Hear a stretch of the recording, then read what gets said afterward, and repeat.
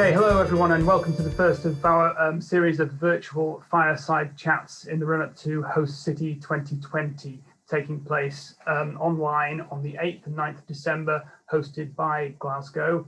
And we're delighted for the first of these conversations to be joined by one of the fantastic speakers that we have at Host City, Densign, the Chair of Sporting Equals and the CEO of the International Mixed Martial Arts Federation, who will be speaking at Host City, and we're just going to have a look ahead at some of the topics that are going to be addressed during the conference today.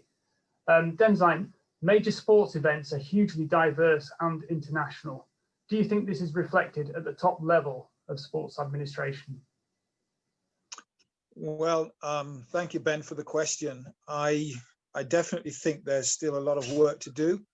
There's a massive underrepresentation of Black people in boardrooms, and obviously there's been some improvement on the gender balance, and a lot of that in the UK has come about because of the policies that were implemented under the new governance code implemented by Sport England and UK Sport, which actually imposed very strict targets on governing bodies to have more women on boards. And at the time of the code coming out, we at Sporting Equals had tried to push Sport England and UK Sport to also include targets for more BAME people to have representation in national governing bodies. Unfortunately, they were not ready at that time to have targets for BAME, which I mean, the result of that is that the needle hasn't moved at all in terms of racial representation on boards, but it has moved quite dramatically in terms of gender balance. And all of the targets that were set for more females on boards have been achieved by the majority of national governing bodies, at least in the United Kingdom. I think there's still an issue of gender balance and racial diversity at an international level, international federations. So I think there's still a big job to do there. Well, good to hear that progress has been made on the gender front, but it seems like that's yet to be matched on the racial diversity and equality question. I mean, something that's risen hugely to prominence this year is the Black Lives Matter movement. This is helping to bring about positive change in the sector. I think the jury's still out on that. I think Black Lives Matters has really raised awareness of the issues. People are now more aware of the issues. They're listening. It's not that the message is a new one. It's a message that people like myself and my organisation, Sporting Equals, have been talking about for years. And many times you feel that it's been falling on deaf ears. But I think the Black Lives Matter movement and the killing of George Floyd has really shone a spotlight on the issues, and people seem to be more receptive and are paying more attention to it than has ever happened before. Now, whether that actually translates into positive change, we'll have to wait and see. But it seems as if a lot more people are listening. Governments are paying more attention to this. International sports federations are looking at creating more equality. But I think the time, I mean, we'll find out in time whether it's just lip service that's being paid to it or whether there's real action being implemented to make the change happen. Sport often tries to keep itself separate from politics to some extent. What's your view on this? Is that possible? Is it ever appropriate for rights holders to prevent athletes from taking the knee, for example? It's an interesting question. I think it's difficult to separate politics from sport. Politicians are always using sport when it suits them. We know that sport is powerful in terms of bringing people together, and it's transformative.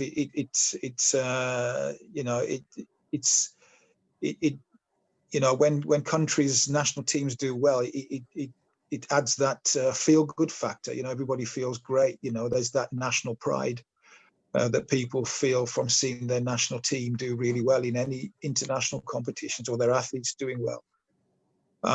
So sport has been used and has been politicized for years, and so I'm not sure it's a reasonable expectation that athletes aren't going to have political views and have opinions about what's happening around them in their communities and things that are impacting on their lives. So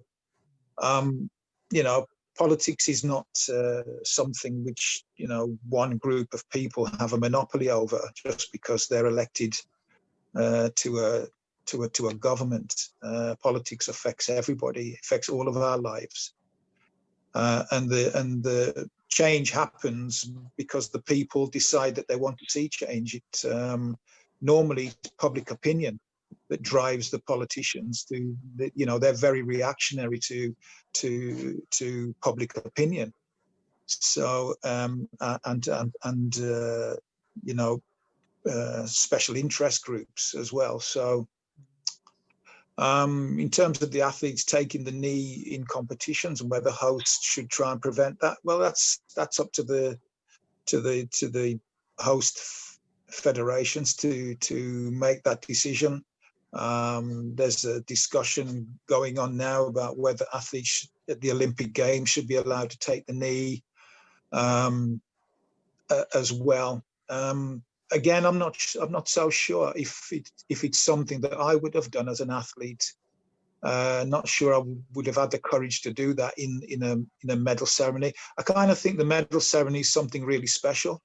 You're on that Olympic rostrum and you're getting a medal, and it's something that very few people achieve. It's a magical moment. It's a fantastic occasion, and I don't know if taking the knee is something that is the right thing to do. I mean, once you're off the rostrum and you're outside of that ceremonial part of the process, and you're being interviewed by the press, of course you probably can.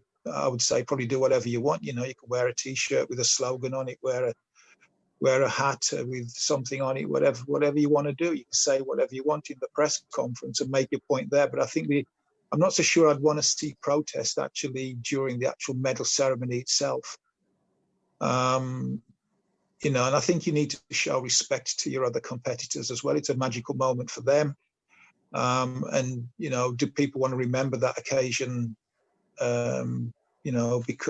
Because of some protest that's going on in the middle of it. So that said, the protest in the '68 Olympics by the Americans was very powerful. It's very iconic. It sent a message around the world. You draw attention to the civil rights movement, and it was powerful. And I actually met one of those individuals, an amazing guy. So that's a tough one. I know that some people have said publicly they think that the athletes, it's something that the IOC are wrestling with now, and some people have said, well, the IOC should allow the athletes to make their protest, and there are other people that have said, well, no, it shouldn't happen. So I think opinion is split. I think I saw a survey recently of athletes that didn't think it was the appropriate time to make a protest either. So yeah, it divides opinion, but if people feel strongly about something, I'm not sure you can really stop them from protesting. They have to take the consequences of that. I suppose that's the nature of protest in a way, isn't it? Is it something that people feel they need to do it? Very tough, as you say. So thanks very much for your very, very balanced and interesting perspective on that. And say sport is not doesn't belong to politicians or to rights holders particularly. It's something that belongs to us all. And with that in mind, do you think that our young Black and BAME people being sufficiently encouraged to participate in sports is a lack of representation something that is an issue sort of throughout the pyramid, you know, further down at sort of in terms of sports participation? Yes, it is. It surprised me even that the lack of young people from BAME backgrounds that are participating in sport, even at a grassroots level, seems to be diminishing. And there may be various reasons for that. Obviously, a lot of young people from BAME backgrounds may be coming from deprived situations, can't afford to access sport. Maybe the environment that there is not that welcoming in some sports as well, where there's not a high level of people that look like them participating in those sports. And also there's an issue of coaching as well. The number of people from BAME backgrounds that are involved in coaching is quite low. So I think there's a lot of issues there. Some of those are being addressed. There's money going in from Sport England into community projects that are trying to improve that situation. But I think there's still work to do there, definitely. So broadly speaking, are you optimistic about the future for BAME representation in sports at all levels, and are major events sort of going to be part of the solution, do you think? Yeah, I'm always optimistic.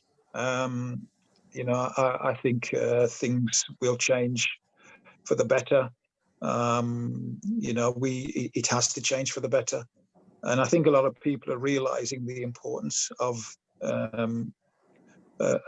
trying to do something about this problem and trying to bring more people from that are underrepresented into sports, into leadership positions. I mean, sport has become a business, and it's a big business. And I think a lot of the people that run sport are smart enough to understand that economically it's a good thing to appeal to the widest and the broadest audience possible. I probably wouldn't watch Formula One, for example, and if Lewis Hamilton wasn't racing, it wouldn't be that interesting for me. I'm not particularly interested in golf, but if Tiger Woods is playing, then I'm interested because there's somebody there, that I can see that looks like me. So, yeah. And so if sports want to grow their market, and we know that the economy is really important to these sports, and making money is really important. And audience reach is really important. If you're going to reach new markets and make more money, which is what they're trying to do, then they're smart enough to realize that, those markets are where non-white people are. They need to go into attract more audiences from Asia, more audiences from Africa, and so on. So, yeah, I'm optimistic that from an economic point of view, it's the economy, it's the economics of it that's going to drive it forward. It's going to make it happen. Definitely. Great. That's great to hear. And from a global perspective, certainly things can only improve, for sure. Thanks very much, Densign, for your time today. And thanks to you all for listening to this first fireside chat in advance of Host City 20, where Densign White will be joined by Brian Lewis, the president of the Trinidad and Tobago Olympic Committee, alongside many more fantastic speakers. You can find out more at hostcity.com, and we look forward to seeing you on the 8th and 9th of December. Thank you again, Densign, for a fantastic chat. Thanks, Ben. Thanks. All the best. Thank you. Bye-bye.